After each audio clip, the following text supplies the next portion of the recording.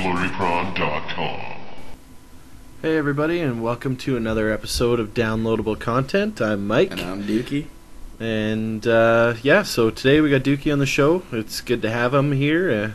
It's always good to have the Blurry Prawn crew in control of the show, hey? Damn straight. Alright, so we got 3 great games here for you and to talk about. We'll start things off, as always, with the Xbox 360 and the Xbox Live Arcade, and we're looking at 1942 Joint Strike. And all in all, it's actually a pretty decent game. If you're familiar with the original 1942 that was out in the arcades, basically it's a top-down shooter.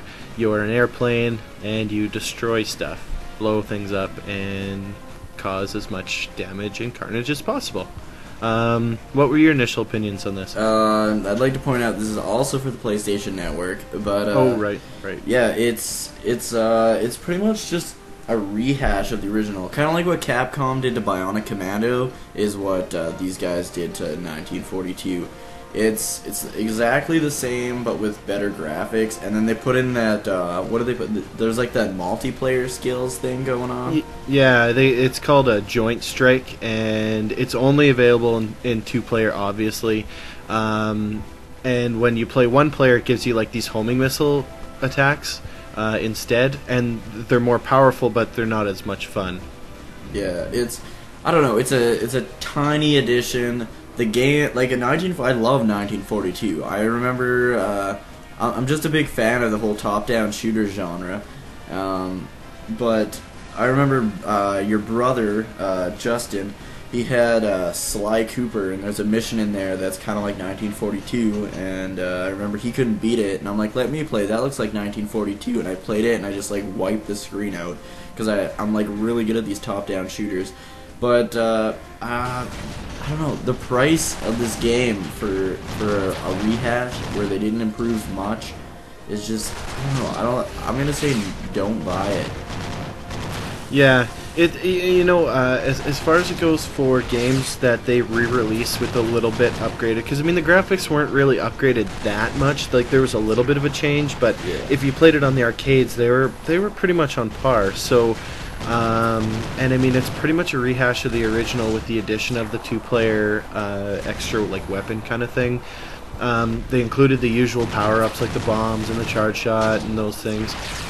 There's only 5 levels to the game, but the cool thing about the 1942 games and games like it is that they make the bosses like extremely large, like completely oversized. Yeah. So like you're this tiny little plane and you're taking down like what would seem to be like a space shuttle sized object. Yeah. So like that's kind of cool, and I mean it's fun as long as you got a second player, but I mean if you're just playing it 1 player, it's like a really repetitive game, and like after the first few plays you're gonna kind of set it aside for other games. But I mean if you're the type of person to do 2-player like a couch multiplayer type of thing, this is definitely up your alley. But honestly, I would say give it a try, see what you think of it. If you're still interested after playing the demo, then go ahead and buy it, but I'd say this one's just a try in my opinion. Yeah, I agree.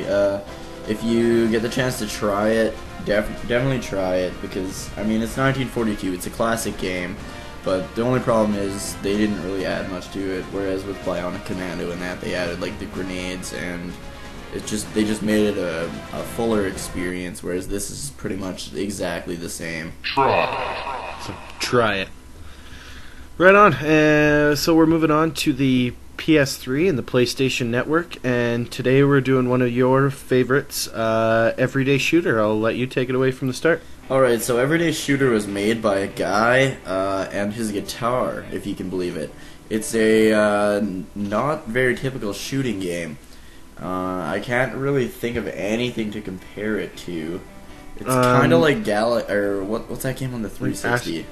Geometry Wars? Yeah, it's kind of like Geometry Wars, but it's more music-based. Basically, the game, every level is a different song, and every time you fire a shot, like, it contributes to that song, and the song he's playing, the song's gonna be different every time you play it, and every time an enemy blows up is it like a different note, and like you can rack up like guitar solos and stuff, but it's not played like a rhythm game. It's played like a everyday shooter, I guess. You're a little dot, a little light on the backdrop, and the backdrop is just beautiful. Like there's always shit going on. You feel like you're kind of on an acid trip, like you're Hendrix, and you're just this little dot, and you're flying around, dodging all these bullets, blowing shit up. There's shit always going on all over the screen, and you can chain explosions. So if you shoot a guy and he explodes, and another guy is close enough to that explosion, that'll explode him, and it'll make like an awesome guitar solo. And it's a great game. You have to gather all the points, and that makes a noise too. Every time you gather a point, it makes a noise. Everything you do adds to the song, and the better score you get, the better the song's gonna be. And I hate rhythm games, so this is the best like music-oriented game like you're gonna find out there, and it's completely original. Like all this guy had was like literally, it says it in the instruction manual. All this guy had was his guitar and a limited amount of programming skills. Like the game isn't very in depth. It's just, I don't know. It's just how he worked it together. It's just awesome. Well, and that's one of the best things about it. Like with such basic